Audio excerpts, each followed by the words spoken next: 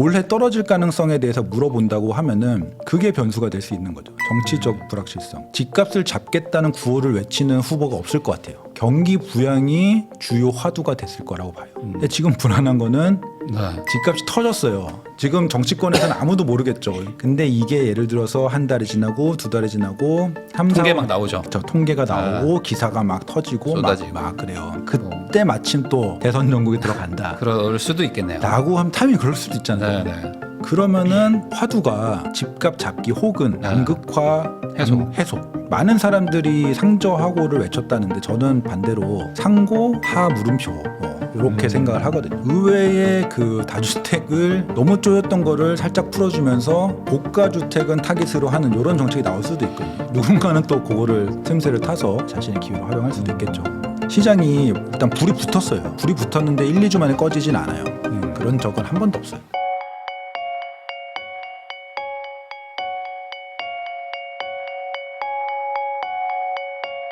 지금 분전 아카데미의 김건우 대표님하고 이야기 계속 나누고 있는데요. 그러면은 요거 한번 여쭤보겠습니다. 이제 금리가 기준금리를 내렸는데 사실 그거에 맞춰서 시장 금리가 같이 내려갔다기보다는 뭐 약간 오히려 약간 좀 올라갔던 느낌을 받았던 게 작년 하반기거든요. 물론 이제 지금부터 뭐 또 내린다고는 하지만 이제부터 본격적으로 이제 금리 인하의 효과가 이제 천천히 나올 것 같은데 이 상황에서 이제 전세는 그러면 지금도 뭐 좀 상승을 하고는 있는데 일부 지역은 뭐 약간 하락도 한다지만 그러면 전세는 앞으로 어떻게 되는 거라고 봐야 될까요? 올해 같은 경우 전세는 소위 말하는 그냥 우상향을 할 것 같아요. 네. 그냥 그러니까 급등도 아니고 그렇다고 올해 이렇게 떨어질 요소는 별로 없는 것 같아요. 물론 서울에 올해만 따지면 생각보다 뭐 여러 가지 입주 단지들이 좀 있어요. 네. 그래서 뭐 당장에도 뭐 장위에도 있고 올 중반에는 또 반포에도 이제 큰 단지가 또 있고 연말에는 뭐 잠실에 또 큰 단지들이 있고 네. 뭐 이렇게 계속 뭔가 꾸준히 올해는 물량들이 있긴 하거든요. 근데 그게 뭐 둔촌주공이 지나고 나면은 둔촌주공까지가 그러니까 올해 3월까지가 이제 입주 기간인데 그걸 지나고 나면은 둔촌은 지금 생각보다 스무스하게 넘어가고 있고 지나고 나면은 그렇게 많은 물량은 아니거든요. 적지 않다. 그러니까 평균적인 둔촌 네, 빼면은 네. 평균적인. 둔촌 합치니까 이제 올해 많을 줄 알았는데 그래서 둔촌 빼면은 그냥 평균적인. 그래서 그리고 금리가 낮아지고 그리고 그런 상황에서 봤을 적에 지금 그냥 현재의 흐름, 현재가 지금 딱 전세가 조금씩 꾸준하게 오르는 그런 상황이잖아요. 그런 흐름이 반복이 될 가능성이 높다라고 보고 26년이 되게 예상하기 어려운데 26년이 좀 26년 뭐 걱정까지 할 필요가 있나 싶지만 그래도 집값의 흐름을 좀 생각하다 보면은 26년이 입주 물량이 굉장히 적은데 24년 하반기 때 계약갱신 청구권을 많이 썼어요. 네. 그게 이제 많이 풀려요. 26년에. 이게 좀 상쇄가 돼서 26년에만 약간 들쭉날쭉 할 수 있을 것 같아요. 막 이랬다 저랬다. 근데 25년만 보면은 좀 제가 보기에는 안정적으로 그냥 천천히 올라가는 그냥 그런 시장이 될 것 같고 그것도 뭐 지역별로 별 차이도 없을 것 같고 네. 올해 전세가는 특별할 게 없을 것 같다라는 생각이 좀 들어요. 예. 그러면 그게 어쨌든 금리 인하가 더 효과가 있다고 보시는 건가요? 아니면 뭐 이제 공급 부족이 어쨌든 이제 만성적으로 좀 있는 거라서 뭐 그런 건가요? 뭐 원인을 뭐라고 보시는 거예요? 그냥 이제 뭐 기본적으로 그 서울 혹은 그 주요 수도권 정도라고 보면은 그냥 계속 수요가 있는 거죠. 계속 들어가려고 하는 수요가 있는 거고 뭐 경기 침체라고는 하지만 어쨌든 그 수요자들이 계속 소득이 조금이라도 보통 이제 소득의 어떤 함수가 되니까 네. 조금씩이라도 소득이 오르고 그 소득이 오르는 것이 임대료를 올렸을 적에 좀 받아줄 수 있고 그런 흐름 속에서 금리가 내려가면은 이제 또 대출을 받아서 우리나라는 또 전세를 많이 하니까 대출을 네. 받아서 전세금을 더 채워줄 그런 여력들이 생기는 거고 복합적으로 봤을 적에 올라가는 그런 트렌드 그런 흐름이 나올 수는 있는데 그렇다고 해서 올해 급격히 오를 어떤 상황이 있느냐 그거는 또 별로 없어요. 지금 봤을 적에 올해 진짜 역대급으로 없느냐 그거는 또 경기도는 되게 부족하거든요. 네. 경기도는 원래 물량이 되게 적어요. 서울은 그렇지 않단 말이죠. 그렇게 보면은 서울이랑 서울 인접 주요 지역들 이런 데 같은 경우에는 급등의 리스크가 별로 없어 보이고 지금 정도의 흐름하고 별 차이가 없을 것 같아서 지금 정도로 그냥 우상향하지 않을까 이 정도가 지금 그냥 천천히 뭐 올라가는 예측. 걸로 그냥 본다. 그쵸 뭐 소위 말하면은 연간 5% 잡으면은 그냥 무난하거든요. 적게 될 수도 있죠. 단지에 따라서 그러면은 뭐 한 5~6% 정도 올라가면은 물론 실제 이제 수요자분들은 좀 부담일 수는 있지만 시장을 분석하는 측면에서 뭐 급등이다 이렇게 할 만한 것도 아니니까 1년에 5%뭐 이 정도. 그 정도가 올라갈 것이다. 네. 그러면 지금 뭐 소위 둔촌주공, 뭐 올림픽파크 포레온 입주장 때 한번 크게 시장이 흔들리지 않을까 이런 거를 또 우려하고 또 이제 그걸 노리고 또 좀 타이밍 보던 분들도 분명 있었는데 생각보다 물론 뭐 일부 강동 지역은 약간 좀 뭐 주춤한 것도 있었지만 예상한 것보다는 좀 뭐랄까요 전세 시장이 지금 뭐 그냥 그렇죠. 행보하면서 좀 가고 네네네. 있거든요. 이유가 뭐라고 보십니까? 그거는 이제 제가 그 분석을 열심히 했었는데 저는 개인적으로 좀 답을 냈는데 올해 하반기에 약간 이 사이클이 약간 복잡한 얘기인데 간단하게 말씀드리면 전세의 사이클이 이제 2년마다 이렇게 사이클이 있는데 그거를 2020년에 계약갱신 청구권이라는 법이 약간 틀어버렸어요. 왜곡을 만들었어요.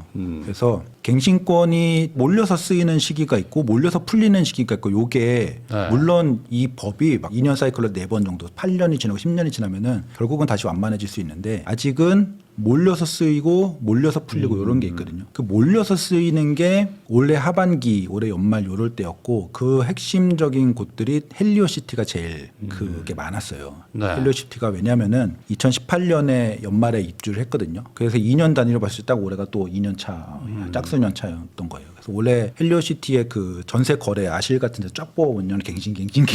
이렇게 돼 있거든요. 그 말이 뭐냐면은 예를 들어 결혼을 했어. 헬리오에 전세 구하러 가면은 없는 거예요, 물건.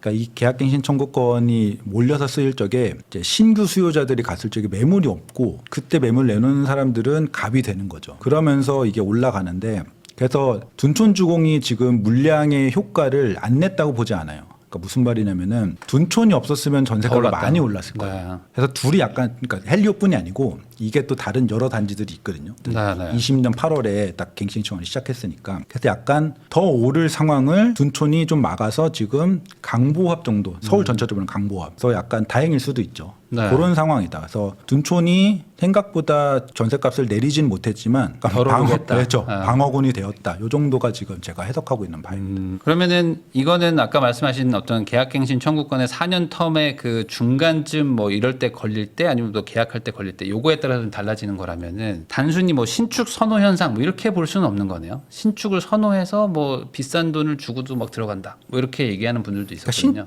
예를 들어서 신축 선호 현상이다라고 하면은 그러니까 입지보다 신축을 더 선호한다. 이렇게 되면은 네. 둔촌주공 12,000세대가 들어왔을 때 물론 실거주 의무 뭐 이런 것 때문에 이제 생각보다 전세 물량이 적게 나온 것도 맞는데 그래도 많이 나왔거든요. 네. 엄청 많이 나왔거든요. 그러면은 이 공급이 파크리오 요런 올림픽공원 넘어가면 바로 파크리오잖아. 요런 데 수요를 빨아들였어야 돼요. 여기가 네. 전세가 타격을 맞았어야 되거든요. 근데 올 하반기 그러니까 둔촌주공 입주장 때 여기가 별로 이렇게 물론 그렇게 딱 오르진 않았는데 방어를 잘했단 말이죠. 나름 네. 전세가도 좀 오르는 거래도 있었고. 그러니까 신축 선호라고 하기에는 둔촌주공 자체는 오히려 전세가가 중간에 떨어졌어요. 입주 맨 처음보다 중간에 지금도 입주 딱 사전 점검했을 적에가 더 비쌌어요. 그러니까 공급의 효과로 그냥 내려갔는데 신축보다 그냥 이 수급 상황 수급 상황의 어떤 사이클이 확실하게 영향을 미치고 있었고 어쨌든 그렇게 보면은 둔촌주공이 되게 신축이고 되게 사람들이 선호할 만한 뭔가 시설도 갖추고 했지만 엘스 가고 싶은 사람은 그냥 엘스 네. 가는 거고 신축이라고 여기 가지 않고 약간 분리되는 수요의 분산 속에서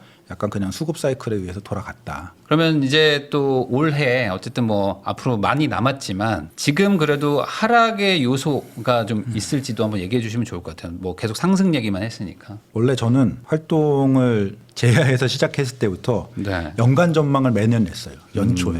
물론 좀 2, 3월에 낸 경우도 있고 근데 아직 저는 올해 연간 전망을 안 내고 있거든요. 네. 안 내고 있는 이유는 올 하반기 혹은 5, 6월부터 정치적인 불확실성 혹은 리스크가 너무 크다라고 본 거예요. 그러니까 리스크가 크다라기보다는 불확실성이 크다. 네. 어떻게 될지를 모르겠는 거예요, 지금. 심지어는 대선을 할지 안 할지도 장담할 수는 없죠. 뭐 누군가는 추정은 하겠지만 일단 장담할 수는 없죠. 대선을 했을 경우 어느 당에 이길지도 장담할 수 없고 심지어는 각 당에서 누가 후보로 나올지도 어느 성향의 후보가 나올지도 장담할 수 없고 어떤 당에 어떤 후보가 나왔을 경우에 그 후보가 우리가 생각하던 그런 편견적인 방향을 제시할지도 모르는 거예요. 예를 들면은 지금 야당 대표가 생각 외로 경기 부양 상속세 뭐 저희가 네. 뭐 공제 막 이런 것들 막 들고 나오잖아요. 모르는 거예요. 그래서 지금 요게 너무 불확실성이 크다. 그래서 만약에 누가 올해 떨어질 가능성에 대해서 물어본다고 하면은 그게 변수가 될 수 있는 거죠. 정치적 불확실성. 그래서 게다가 지금 좀 제가 지금 불안한 요소 중에 하나는 지금 올해 만약에 작년 그 하반기에 약간 잠잠했던 네. 떨어지지도 않지만 오르지도 않고 나는 어떻게 보면은 이 정도면 시장의 안정화 느낌이 될 수도 있는 그 정도의 시장이 쭉 흘러가면서 만약에 대선이 한다고 하면은 조기 대선을 한다고 하면은 집값을 잡겠다는 구호를 외치는 후보가 없을 것 같아요. 대신에 지금 많이 나오는 좀 추경 얘기도 나오고 하지만 지금 많이 나오는 경기 부양이 주요 화두가 됐을 거라고 봐요. 근데 지금 불안한 거는 네. 집값이 터졌어요. 지금 정치권에서는 아무도 모르겠죠. 이런 거를 실시간으로 파악하는 관심 사람은 없죠, 지금은, 없으니까. 아직은. 근데 이게 예를 들어서 한 달이 지나고 두 달이 지나고 통계 막 나오죠. 저 통계가 나오고 기사가 막 터지고 쏟아지고. 막 그래요. 그때 마침 또 대선 전국에 들어간다. 그럴 수도 있겠네요. 라고 하면 타이밍이 그럴 수도 있잖아요. 네. 그러면은 화두가 집값 잡기 혹은 양극화 해소. 이런 게 될 수 있거든요. 경기 부양은 안 가져갈 수 없어요. 지금 경기가 안 좋고 여러 가지 뭐 추경 이미 띄우고 막 이런 게 했기 때문에 경기 부양이 화두가 됐는데 경기 부양을 하면서 어떻게 양극화를 없앨 것인가, 어떻게 강남 집값을 잡을 것인가, 이게 화두가 네. 될 수 있어요. 그러면서 의외로 센 어떤 정책, 단기적인 수요 뭐 이런 정책출 통제하는 정책 이런 게 혹시 나오면은 심리적으로 좀 압박을 받을 수도 있고 해서 올해 하방 리스크는 모다가 아니고 불확실성, 정치적 불확실성이다라고 생각을 하는데 그게 어쨌든 실질적인 효과를 드러내려면은 저는 대선을 한다고 전제를 하면요. 너무 예민하니까 한다고 하면은 취임 후일 것 같아서 요 리스크가 발현이 되는 게 그래서 올해는 많은 사람들이 상저하고를 외쳤다는데 저는 반대로 상고 하 물음표 이렇게 생각을 하거든요. 그래서 만약에 하저가 된다라고 하면은 그 정치적 리스크가 현실화가 됐을 경우에 그런 게 될 수 있고 근데 이제 또 잘 봐야 돼요. 잘 봐야 된다라는 것은 양극화 만약에 집값을 죄다 때려잡는 게 화두가 되면은 모르겠는데 지금 돌아가는 게 완전 양극화식 집값 상승이니까 양극화를 잡겠다라고 하면은 반대로 지금도 지방 그 DSR 완화 이런 게 나왔다가 줄어들었잖아요. 지방은 미분양이 세다. 이게 또 여러 가지 양극적인 좀 화두가 있기 때문에 지방을 풀어주거나 혹은 지방이 아니더라도 경기 외곽 이런 데 해서 오히려 약간 의외의 그 다주택을 너무 쪼였던 거를 살짝 풀어주면서 고가 주택은 타깃으로 하는 이런 정책이 나올 수도 있거든요. 그럴 경우에 뭐 정책 당국자분들한테는 죄송한 얘기일 수도 있지만 누군가는 또 그거를 틈새를 타서 자신의 기회로 활용할 수도 있겠죠. 뭐. 그런 것도 사실 뭐 공감이 되는 게 지금 지방 시장이 상당히 안 좋기 때문에 이 지방을 좀 살려야 된다 이런 거에 대해서는 정치인들도 분명히 공감을 할 거잖아요. 만약에 진짜 대선을 한다 그러면 이제 지방 활성화 대책은 무조건 들고 올 것이고 무조건 들고 오죠. 그리고 현실적으로 만약에 괜찮은 어떤 부동산 책사가 있다면 아마 다주택 규제나 이런 것들 취득세 완화 같은 거는 지방만 뭐 풀어준다든지 뭐 이런 식으로 할 텐데 그걸로는 안 되는 게 아까 말씀하신 것처럼 똘똘한 한 채 지금 서울 가 있는 돈을 뭔가 그걸 눌러줘야 되는 그러니까 이제 뭐 고가 주택만 뭐 예를 들면 뭐 보유세를 높인다든지 뭐 아니면 양도세를 뭐 일부 이 지역은 뭐 다시 중간한다든지 뭐 이런 식으로 할 수도 있다는 거잖아요. 그렇죠. 그러니까 이거는 또 아주 너무 변수가 많으니까. 그리고 또 그것까지 할지는 모르겠지만 예전에 최악의 정책이 또 하나 있었잖아요. 뭐 15억 이상 대출 안 해준다든지 그런 뭐 이런 것들. 네. 대출적으로 또 풀을 가능성이 그럴 있거든요. 수도 고가 있죠. 주택은 뭐 0%는 뭐 여러 가지 위헌 요소도 있었으니까 그렇지만 어쨌든 근데 더 축소할 수는 있잖아요. LTV가 지금 50%인데 20%만 해준다든지 그렇죠. 뭐 이런 식으로. 30%. 그러면은 또 그거는 영향이 있을 수 있으니까 그런 식으로 차별적인 고가 주택과 그런 가능성도 있기 때문에 어떻게 보면 지금 올해 계속 그러니까 결국 상급지 양극화가 계속되고 상급지만 계속 오른다라는 말은 결국 거기에 또 규제 타깃이 되는 거거든요. 뭐 내 집 마련하면 상급지를 사셔도 하면 되는데 투자적으로 봤을 때 그런 리스크까지 안고 있다라는 것까지도 감안을 하셔야 될 것 같아요. 아까 그 대표님 말씀해 주셨듯이 이게 벌어지다가 붙는 구간이 있다는 게 항상 그 벌어질 때 한번 규제를 딱 때려 맞으면서 풍선 효과가 또 해서 붙잖아요 또. 맞아요. 그게 명확하게 그러니까 중간에 그냥 조금 붙고 이런 거 말고 명확하게 붙었을 시기가 몇 번 있었는데 대표적인 사례가 이제 이건 지방인데 한 10년, 9년 하반기 때 수도권만 DTI라는 걸 걸었거든요. 수도권만 DTI를 걸었다는 거는 지방은 소득이 없어도 막 대출을 막 받을 수 있어. 그때는 뭐 무직도 해줬어요. 그래 무직도 막 해주고 막 그랬던 거예요. 지방 집만 사주면은 뭐든지 해준다. 이러니까 당연히 지방 집값이 올랐잖아요. 그리고 그러니까 그 규제에 약간 풍선 효과 같은 것들이 있을 수 있는데 지금 그 정도까지는 아니어도 조금 그 규제의 차별을 지금보다 좀 강하게 지금은 강남 3구 용산 빼고는 서울조차도 다 비조정 지역이잖아요. 그래서 사실 규제의 지방 저기 소도시나 마포나 똑같아요. 별로 예. 규제 차이가 없어요. 근데 그거를 좀 차등으로 두면은 저는 뭐 지방 소도시까지의 얘기는 아니지만 그래도 조금 시장의 성격이 색깔이 좀 변할 수도 있다. 네. 그런 것들이 좀 불확실성이 있는 상황이다. 아니 뭐 그 공무원들이 이런 정책을 모르진 않을 겁니다. 다 알고는 있는데 이거를 이제 쓸 거냐 말 거냐의 결정권자는 이제 뭐 또 정치권이니까 여기가 변수가 있다 보니 지금 이렇게 말씀해 주신 것 같아요. 그러면 이제 마지막 질문으로 그래서 그러면은 결국에 지금 집을 살까 말까 고민하는 사람들 입장에서는 지금 뭐 강남 쪽은 막 갑자기 막 급등하고 있는 상황이고 이게 또 온기가 또 옆으로 간다고 하는데 정치적인 불안감은 또 아직은 있는 상태니 그러면 우선은 뭐 요 정치적 불안이 해소된 다음에 움직이는 게 그래도 좀 나을까요? 요거가 좀 궁금하실 것 같긴 합니다. 저는 여러 가지 차원이 있을 수 있는데 요새 자주 하는 얘기는 상급지를 사고 싶다라고 하면은 지금 사야 돼요. 지금 사라는 말은 앞으로 계속 집값이 막 급등할 거니까 지금 사라는 게 아니고 더 오른 다음에 꼭지 잡지 말라는 거거든요. 네. 그러니까 지금 시장이 일단 불이 붙었어요. 불이 붙었는데 1, 2주 만에 꺼지진 않아요.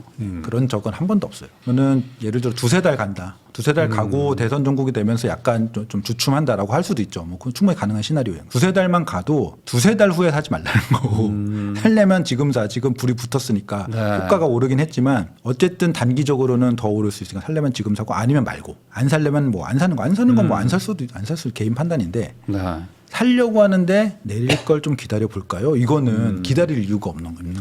그래서 내릴 걸 기다렸다가 올라버릴 때가 제일 패닉이에요. 그렇죠. 그러면은 돈이 있어도 못 사요. 옛날 가격이 생각이 나서. 그래서 차라리 살 거면 지금 사고 그다음에 근데 이제 고를 때 지금 제일 뜨겁고 제일 호가도 말리는 곳을 잡을 거냐 그 옆 동네에 좀 덜 오른 곳을 잡을 거냐 그걸 잘 골라보라 그런 말씀에서 약간 뜨거운 곳이 많이 오르기 단기적으로 더 많이 오르기도 할 텐데 조금 리스크 관리를 하는 차원이라고 하면은 내릴 것을 기다리는 것보다는 꼭지 잡는 리스크가 좀 불안하다라고 하면은 덜 뜨거운 곳을 잡는 거 요 정도까지는 하고 뭐 안 살려면 안 사는 거지만 살려면은 이제 빨리 적극 검토를 좀 해보는 게 괜찮지 않을까. 이 매도자 절대 우위일 때 사면은 항상 조금 리스크가 엄청 높아지는 거니까 지금은 좀 약간 단기적으로는 좀 과열된 데가 많은 것 같기는 해요. 그래서 이럴 때 살 거면 아예 빨리 사고 잊어버리든지 그렇죠. 괜히 기다렸다가 야 이거 아닌가 보다 하고 마지막에 잡아버리는 사람들이 항상 있으니까. 장고 끝에 약수를 두는 경우도 되게 많거든요. 그래서 좀 리스크 피하고 싶으면은 지금 덜 뜨거운 곳도 있거든요. 근데 그런 데가 눈이 안 가잖아요. 눈이 안 가고 이제 뜨거운 데만 보이잖아요. 계속. 그러니까 약간